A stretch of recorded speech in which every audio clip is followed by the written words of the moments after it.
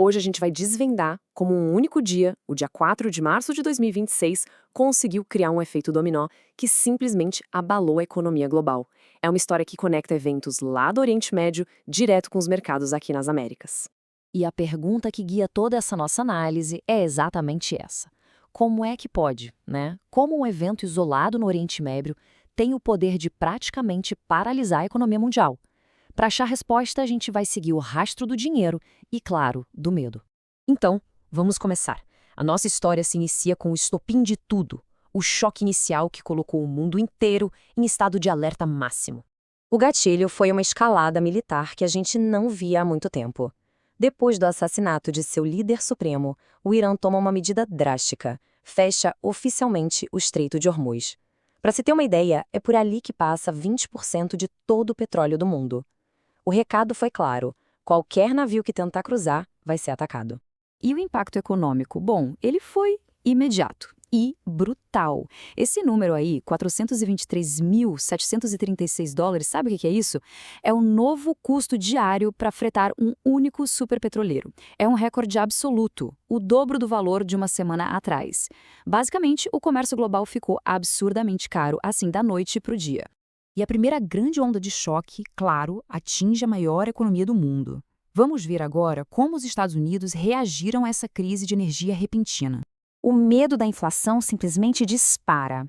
Com o preço da energia lá em cima, os investidores começam a vender títulos do governo. O resultado? O rendimento do Tesouro de 10 anos, que é tipo um termômetro do medo na economia, salta para 4,09%. E aí vem o ponto central. Com esse choque de energia e ainda uma nova tarifa global de 15% botando mais lenha na fogueira da inflação, o mercado muda completamente as apostas. A expectativa agora é que o Banco Central Americano, o Federal Reserve, adie qualquer corte de juros até no mínimo setembro de 2026. Isso significa que o crédito para empresas e pessoas deve continuar bem caro por mais tempo. No meio desse caos todo, para onde o dinheiro corre, ele vai para um porto seguro, um ativo de refúgio.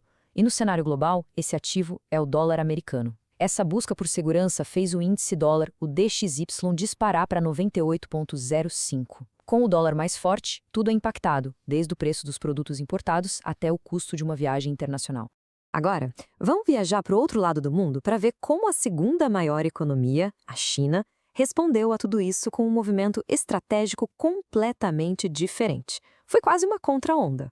Essa tabela mostra bem as forças opostas que estavam em jogo. Olha só, enquanto os indicadores americanos apontam para aperto, para aversão ao risco, com juros e dólar subindo, na China a gente vê o contrário.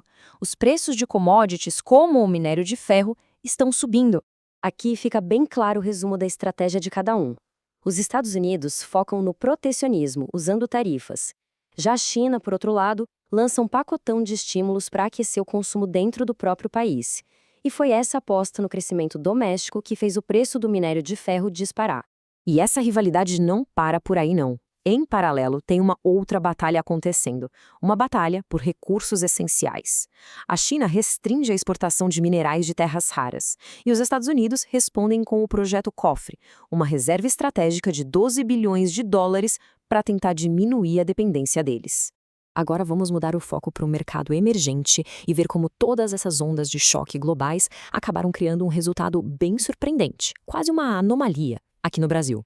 Pois é, apesar de todo o pessimismo global, a Bolsa de Valores brasileira, o Ibovespa, atinge uma nova máxima histórica, 185.686 pontos, uma alta realmente surpreendente em um dia de tanto caos. Um dos motivos técnicos para essa alta toda é um movimento conhecido no mercado como Sell America, ou Venda América. O que acontece é que investidores globais começam a tirar dinheiro de ativos americanos que eles consideram caros e trazem para mercados emergentes. E o Brasil se torna um dos destinos preferidos, com um fluxo que pode chegar a 26 bilhões de dólares.